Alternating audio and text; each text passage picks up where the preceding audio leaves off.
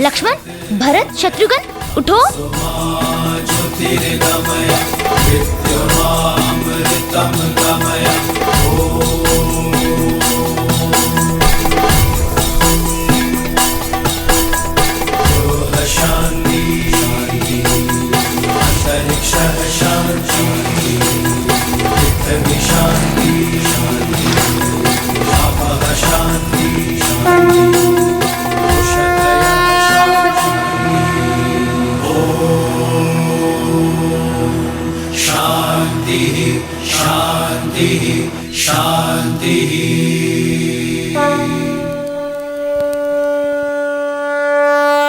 वक्रतुंड महाकाय सूर्यकोटि समप्रभा निर्विघ्नं कुरु मे देव सर्वकार्येषु सर्वदा।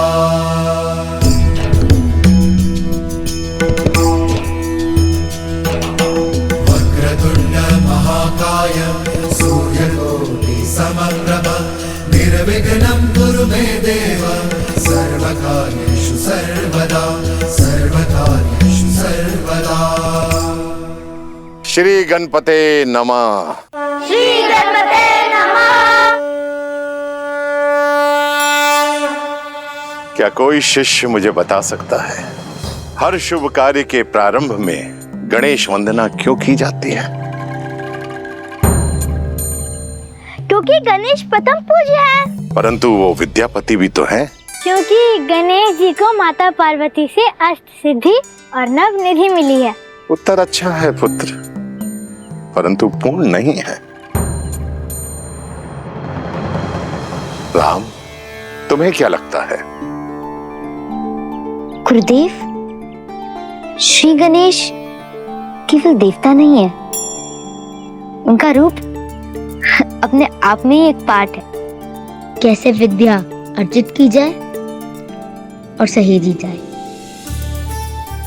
उनके बड़े बड़े कान प्रतीक है कि गुरु की कही छोटी से छोटी बात भी ध्यान से कान लगाकर सुननी चाहिए। इनकी लंबी नाक जिज्ञासा और उत्सुकता को दिखलाती है और इनके शुक्र नेत्र छोटी से छोटी वस्तु को सूक्ष्मता से देखने की सीख देती है। जब हम किसी वस्तु को ध्यान से देखते हैं तो हमारी आंखें भी सिकुड़ जाती है ना? हाँ भैया। और इनका बड़ा सिर बुद्धि और ज्ञान के भंडार को दर्शाता है और इनके सूंड के नीचे छुपा मुख यह सिखाता है कि एक शिष्य को बोलने से अधिक ग्रहण करने पे बल देना चाहिए। जिसके अंग अंग में विद्या पाने की सीख हो वो विद्यापति तो होंगे ही ना। अद्भुत अद्भुत राम, इतना सुंदर वर्णन गणेश जी का कोई कर ही नहीं सकता। शिष्यों, आप लोग अपना अपना स्थान ग्रहण कीजिए। अब आप सभी मेरे साथ साथ ऋग्वेद का ये श्लोक दोहराओ। ओम अग्निमीले प्रोहितम यज्ञस्य देव मृत्युजम होतारम रत्न धातुमम।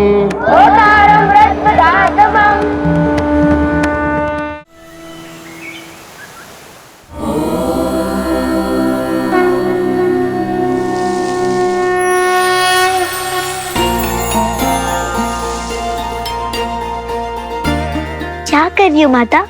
स्वास्तिक बना रही हूँ सीता। इसे क्यों बनाते हैं? स्वास्ति से बनता है स्वास्तिक शब्द, अर्थात सब शुभ हो। ये केंद्र बिंदु से 4 रेखाएं खींचते हैं जो 4 पुरुषार्थों के सूचक हैं। ये धर्म, ये अर्थ, कर्म और ये मोक्ष। स्मरण, इन्हें बाहर से भीतर की ओर ही खींचते हैं। अब दक्षिण से वाम की ओर ये चार मुक्तियों की कामनाओं की रेखाएं खींचते हैं। ये है सालोक्य अर्थात भगवान के लोक में रहना। ये है सामीप्य अर्थात भगवान के समीप रहना। ये है सारूप्य अर्थात भगवान के रूप में एकाग्र हो जाना। और ये है सायुज्य अर्थात भगवान से जुड़ना। और इन चारों रेखाओं के अंत में ये अंतकरण की रेखाएं बनाते हैं, जो है मन, बुद्धि, अहंकार और चेतना। ये इन चारों का प्रतीक है। और फिर भक्ति के 4 गुणों को बिंदुओं के रूप में दर्शाते हैं। ये है श्रद्धा, विश्वास, प्रेम और समर्पण। और बन गया स्वास्तिक। कुछ समझी पुत्री? समझ गई माता। संसार की शुभ ऊर्जा को धर्म, अर्थ, कर्म और मोक्ष के चक्र के लिए अपने भीतर सहेजा जाए।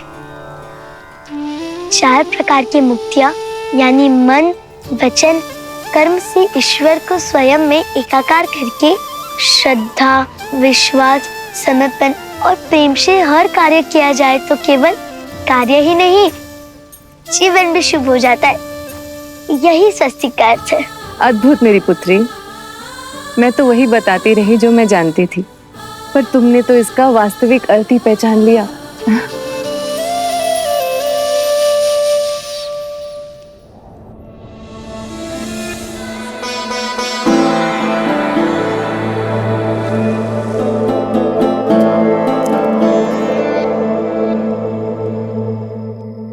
सोए नहीं महाराज?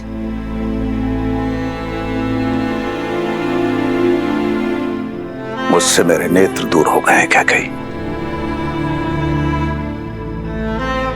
मुझे मेरे पुत्रों की याद सता रही है,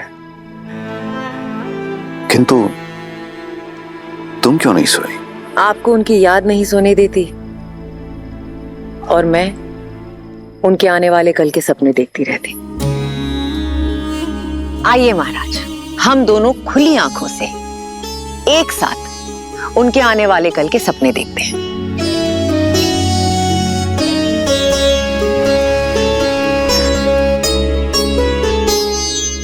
मुझे तो हर पल राम की चिंता है। समझ नहीं पा रहा हूं कि एक पिता होकर मैं अपने पुत्रों के लिए इतना चिंतित हूं, किंतु एक मां होकर तुम। जो आपके लिए चिंता है वही मेरे लिए मेरा संतोष है, मेरी सहजता है कि मेरा राम वहां है अपने भाइयों के साथ। इससे अधिक एक माता को क्या चाहिए? आप चिंता मत कीजिए।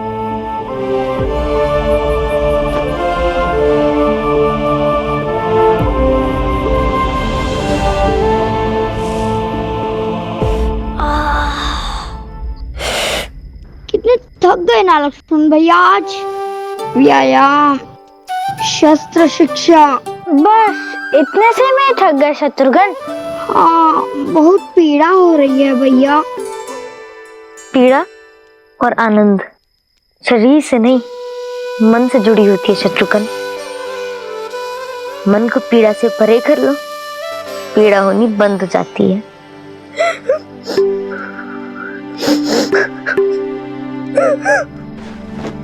क्या हुआ भरत भैया, आप रो क्यों रहे हैं? घर का स्मरण हो रहा होगा। क्या भरत भैया, आप हमसे बड़े हैं और बड़े रोते थोड़ी हैं, है ना?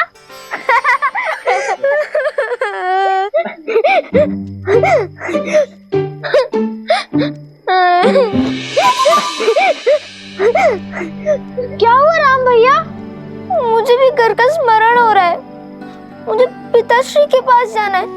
मुझे काई माँ के हाथ का भोजन खाना है। तुम्हें और शत्रुघ्न को घर का स्मरण नहीं हो रहा क्या?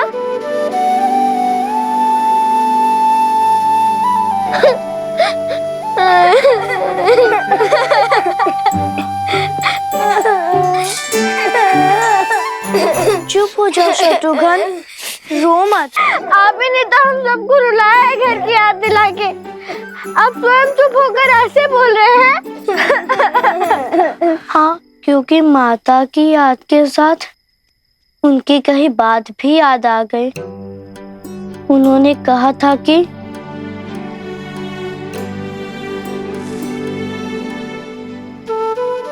उनकी अनुपस्थिति में राम भैया हमारे माता और पिता होंगे। यहाँ आश्रम में भी, महल में भी और सारे संसार में भी, है ना भैया?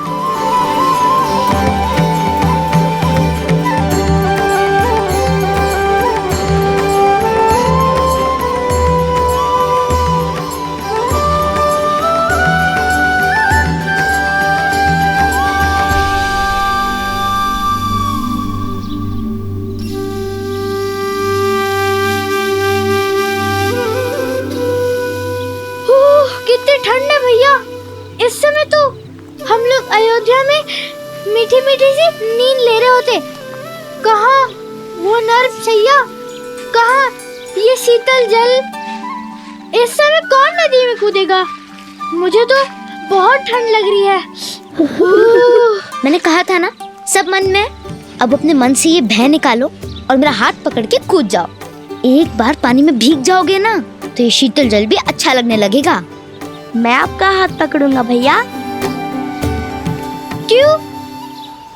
हाथ पकड़ के आप उनमें साहस भर देंगे? उन्हें क्या डर लगता है? सच में लक्ष्मण, जल से भय तो लगता है मुझे। अगर भरत हाथ पकड़ेगा तो थोड़ा साहस बढ़ जाएगा। मेरा हाथ पकड़ो भरत।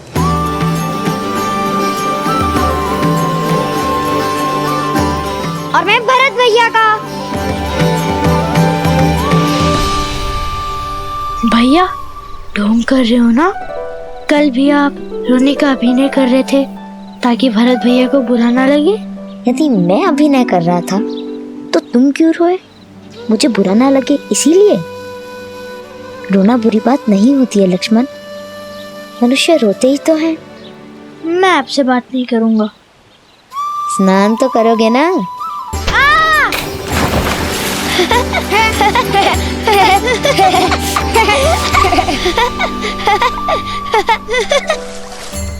जी भैया।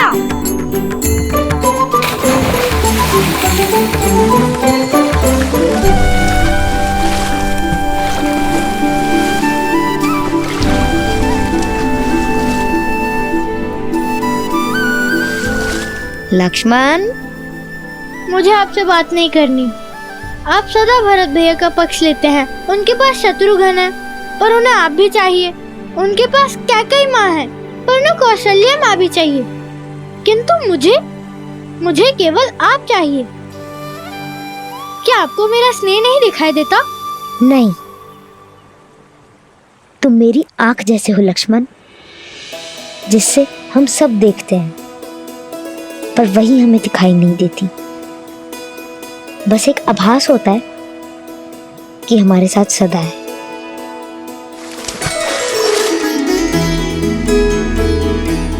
मेरे बुद्धू भाई, मैं भरत का साथ इसलिए देता हूँ क्योंकि उसको मेरी आवश्यकता है, पर तुम मेरी आवश्यकता हो। एक तुम ही तो हो जो मेरे बिना समझाए मेरी हर बात, हर भाव समझ लेते हो।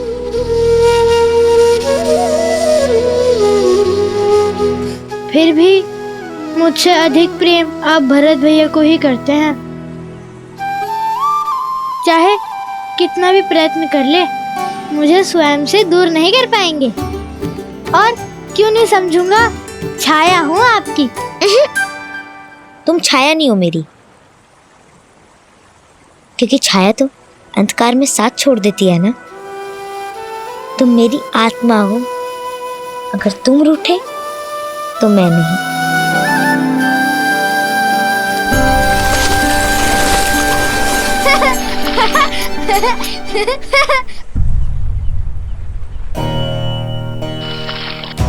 राम भैया, राम भैया, राम भैया, राम भैया, राम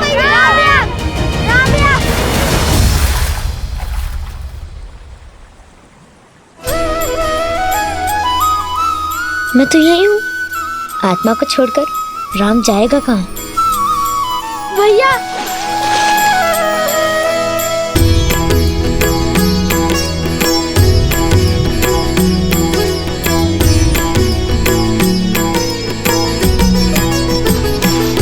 ओ नर नारायण सरी से सुभ्राता, जगपालक विशेषी जन त्राता।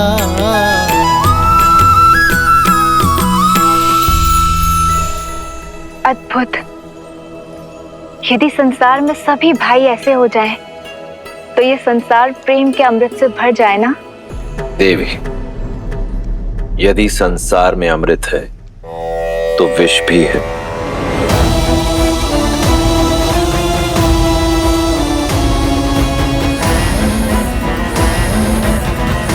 प्रकाश है तो अंधकार भी।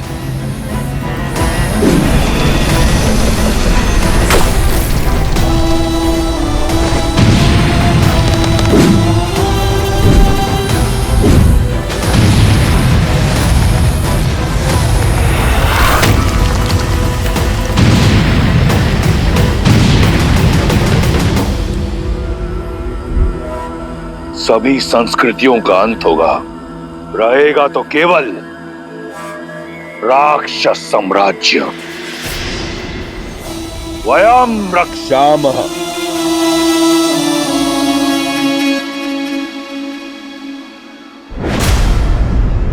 कुंभकर्ण,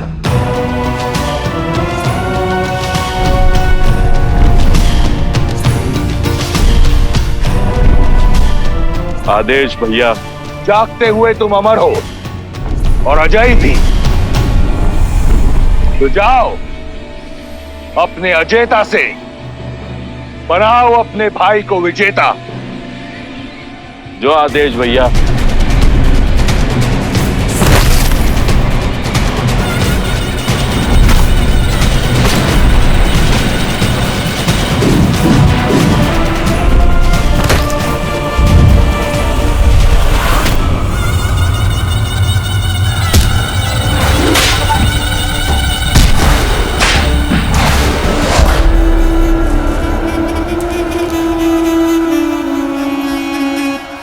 बचा नाना।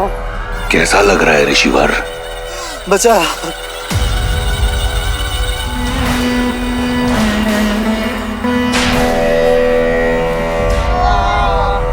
इतना तड़पाओ इन ऋषियों को कि देवताओं को भूलकर राक्षसों को पूछने लगे।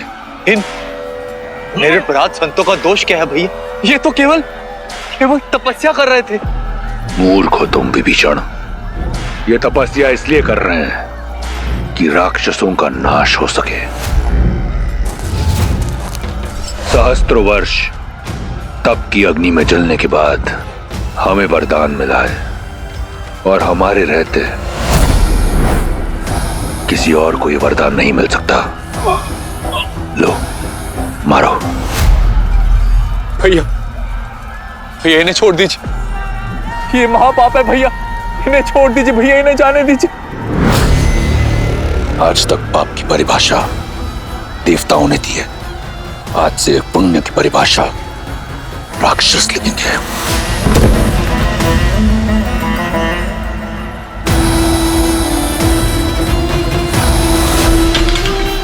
उठो विभीषण।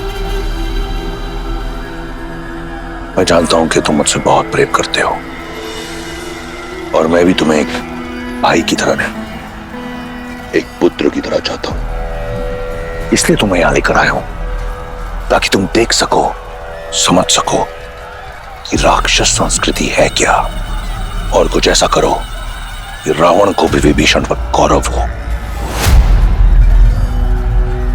किंतु भैया मैं स्वयं आपको अपने अंत की ओर जाते नहीं देख सकता। आप इतने महापाप कर रहे हैं भैया कि मुझे आपके लिए डर लग रहा है भैया। भैया इससे पहले कि आपका अंत हो, आप मेरा अंत कर दीजिए। आप मुझे मार दीजिए भैया, आप मुझे मार दीजिए। मूर्ख हो तुम विभीषण। कौन मार सकता है तुम्हारे भाई को? ना देवता ना असुर, न राक्षस न यक्ष न गंधर्व न किन्नर, न पशु न पक्षी न नाग न कीट, न भूत न पिशाच न विताल, नर।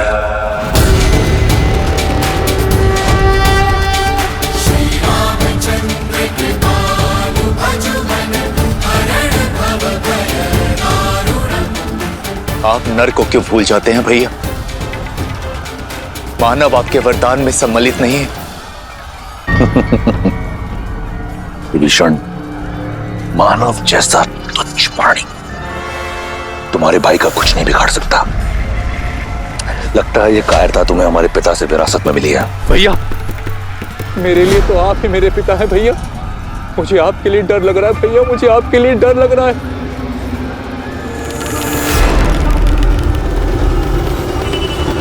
तुम्हें मेरे लिए डरने की आवश्यकता नहीं।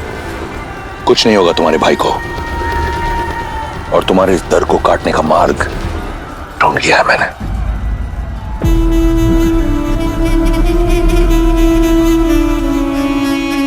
बस महादेव, मुझे श्री राम के पास ले चलिए। जैसी देवी की आज्ञा। नर रूप में नारायण गुरु वशिष्ठ के आश्रम में भविष्य में आने वाली चुनौतियों का सामना करने के लिए प्रशिक्षित हो रहे थे।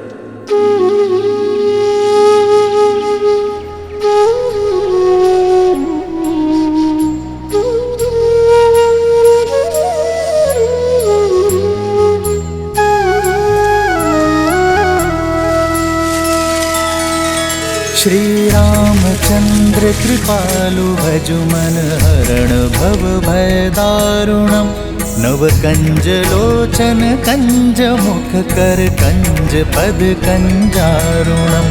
भगवान के अवतार का केवल नहीं गुणगान है, कैसे नारायण बने नर इसका पावन ज्ञान है। सिया राम, सिया राम, सिया राम, सिया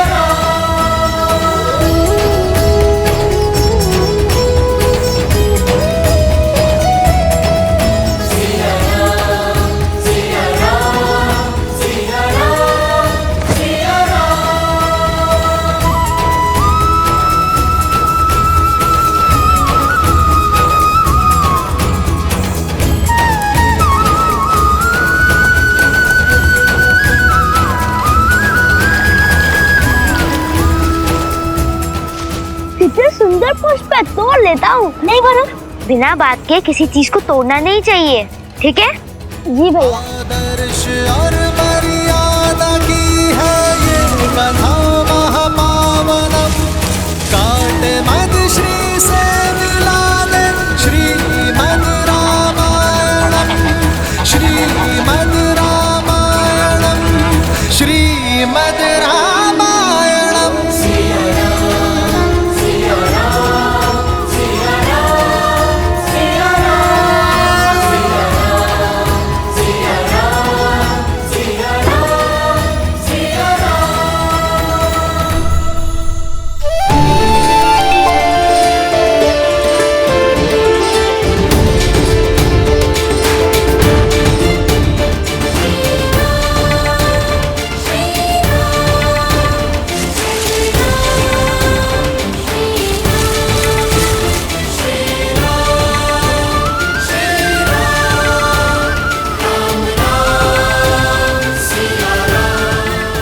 ये सभी पौधे देख रहे हो, ये सभी पौधे अश्वगंधा के पौधे हैं, जिन्हें युगों युगों से वैद्य औषधि बनाने में उपयोग करते हुए आए हैं। देखो इन्हें।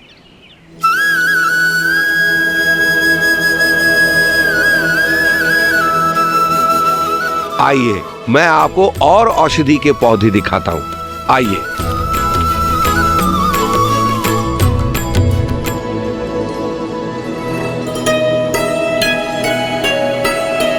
पता है कुमार आपको?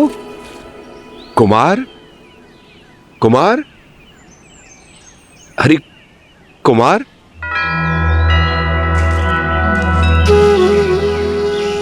उनमें भी जीवन है आचार्य। यह अपनी मार्ग चली जाए, फिर हम चलते हैं।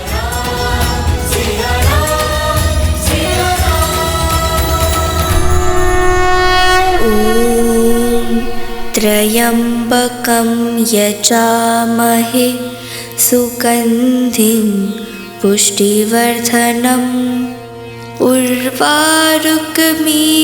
बन्धनान् मृत्योर्मुक्षीयमामृतात्।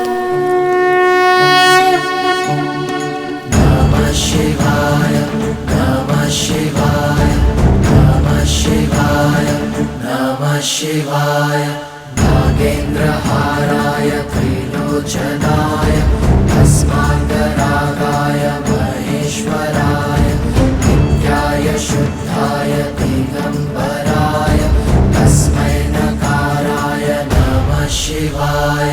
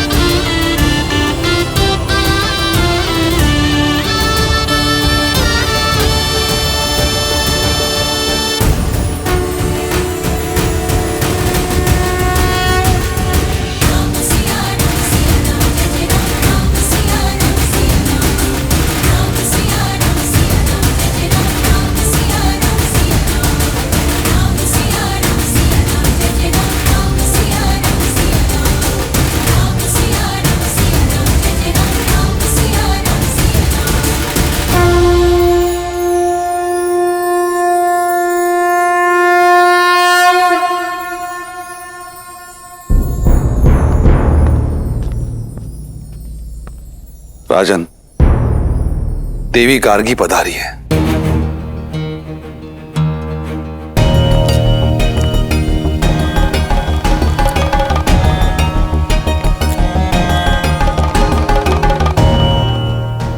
देवी गार्गी? वो तो केवल तब आती हैं जब शास्त्रार्थ करना हो।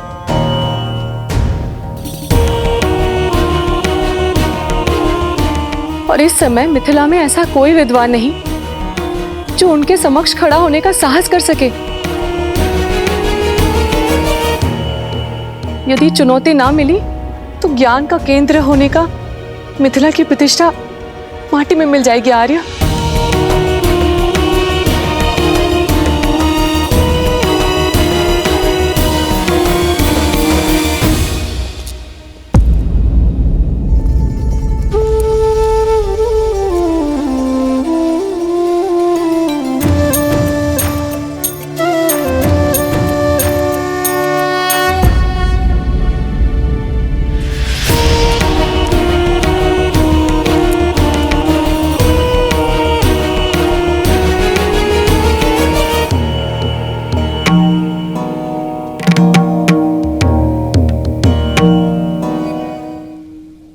याज्ञवल्क्य जैसे ज्ञानी को भी शास्त्रार्थ में पराजित कर देने वाली विदुषी गार्गी को जनक का प्रणाम। मैं यहाँ प्रणाम पाने नहीं आई हूँ राजऋषि जनक, मैं शास्त्रार्थ करने आई हूँ।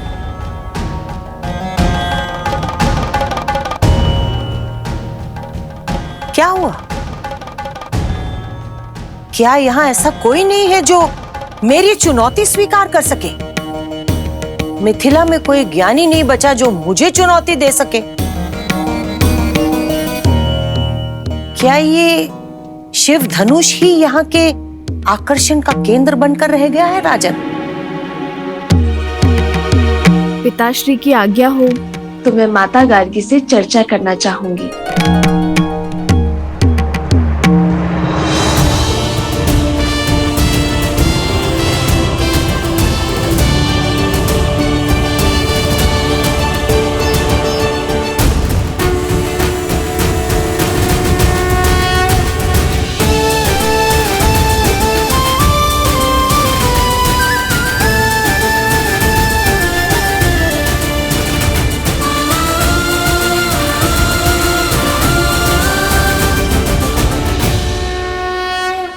ये वही बालिका है ना जिसने बचपन में खेल खेल में ही शिव धनुष उठा लिया था?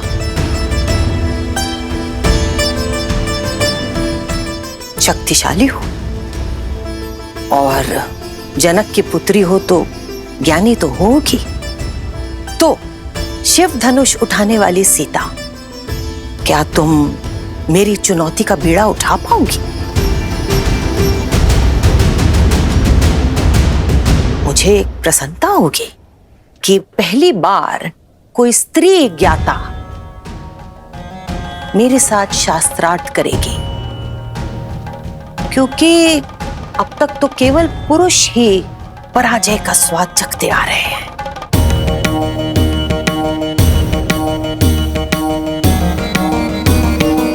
पराजय विजय तो युद्ध क्षेत्र में होती है ना माता? ज्ञान के क्षेत्र में तो विचारों का संगम होता है, और आपसे कुछ ज्ञान का अंश ग्रहण कर पाना मेरे लिए सौभाग्य होगा।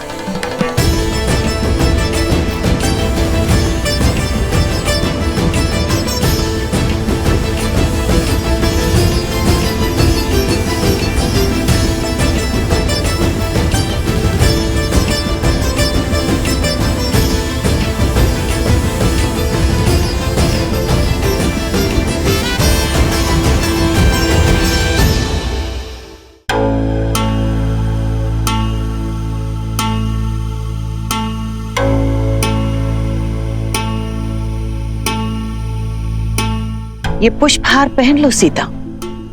एक ज्ञानी का ये लक्षण होता है कि वो शांत होता है, धीरज धरता है। इस शास्त्रार्थ में जो भी हारने लगेगा उसका धीरज छूटने लगेगा और वो क्रोधित हो जाएगा। क्रोध में शरीर का तापमान बढ़ जाता है और बढ़े हुए तापमान से फूल मुरझाने लग जाते हैं। जिसके भी गले में स्थित ये कमल हार मुरझाने लगेगा वो पराजित माना जाएगा।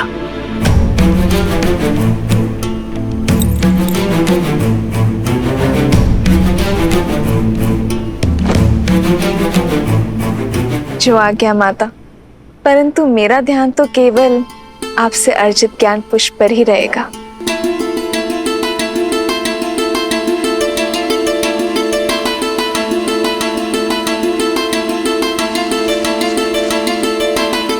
तो प्रारंभ करें सीता? अवश्य। सबसे पहले मुझे ये बताओ कि तीनों लोकों में सबसे ज्यादा शक्तिशाली अस्त्र कौन सा है?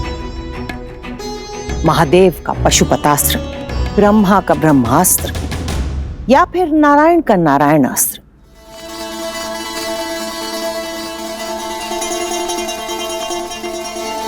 करुणा, करुणास्त्र से बड़ा कोई अस्त्र नहीं है माता। करुणा का अस्त्र, ये कौन सा अस्त्र होता है सीता? हम अस्त्र क्यों बनाते हैं माता? सब पर विजय पाने के लिए ना। पर जिसके पास करुणा हो, सबकी पीड़ा समझने का भाव हो, वो इस संसार में सबको अपना बना सकता है। और जिसके सब अपने हो, उसे किसी भी अस्त्र की क्या आवश्यकता है माता?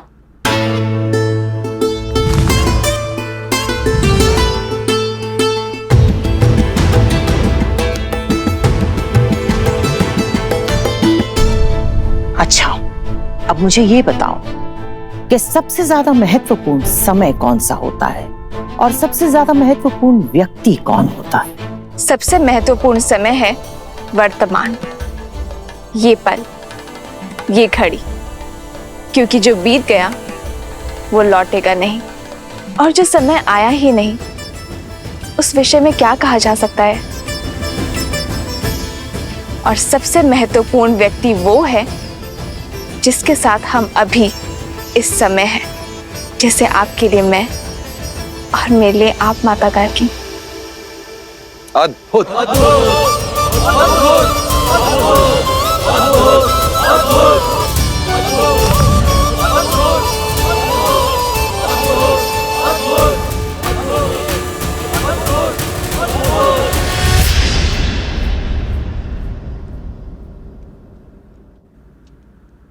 प्रकाश से भी ज्यादा अधिक वेग किसका है?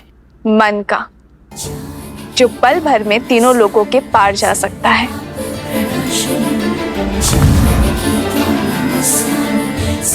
सबसे ज्यादा पवित्र क्या है?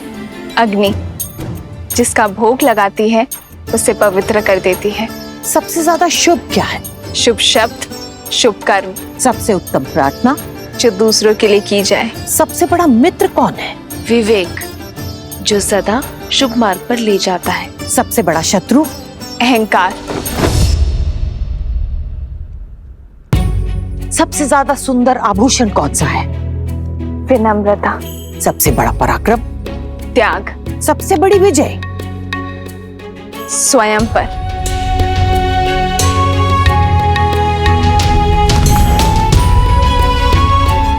अब एक आखिरी प्रश्न, त्रिदेवों में सबसे बड़ा कौन है?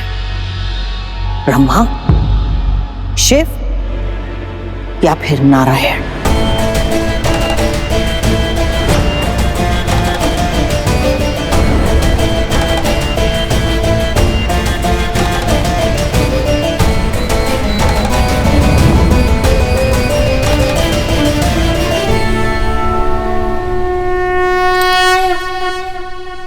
नर।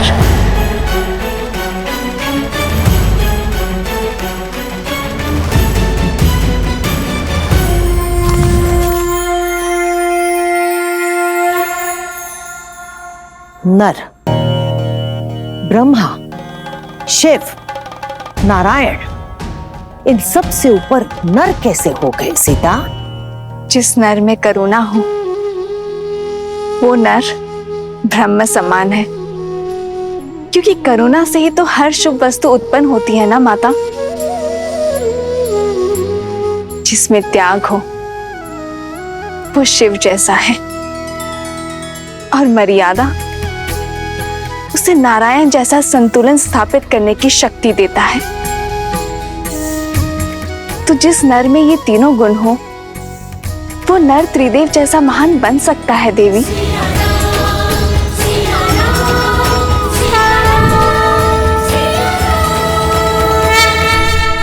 अद्भुत बुद्धि की धनी है जनक पुत्री सीता। राजा जनक पुत्री सीता की, राजा जनक पुत्री सीता की, राजा जनक पुत्री सीता की, राजा जनक पुत्री सीता की। अद्भुत, अति सुंदर। मैं आशा करती हूँ कि ऐसा ही नर तुम्हें वर के रूप में मिले सीता।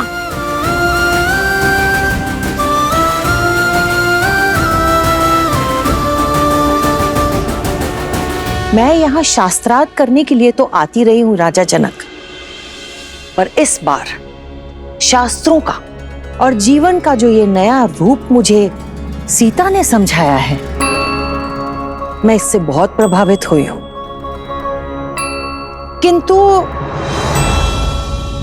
किंतु क्या? मुझे आपके लिए बहुत चिंता हो रही है राजन। ऐसा क्यों कह रही हैं आप देवी गार्गी?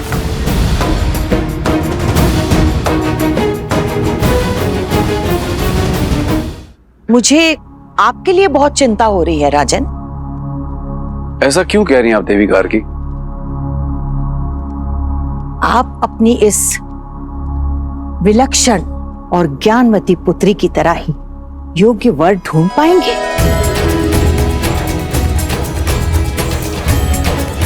जो सीता की तरह ही इतना योग्य हो कि कभी भी किसी भी तरह की परीक्षा के लिए हमेशा सज्ज रहे,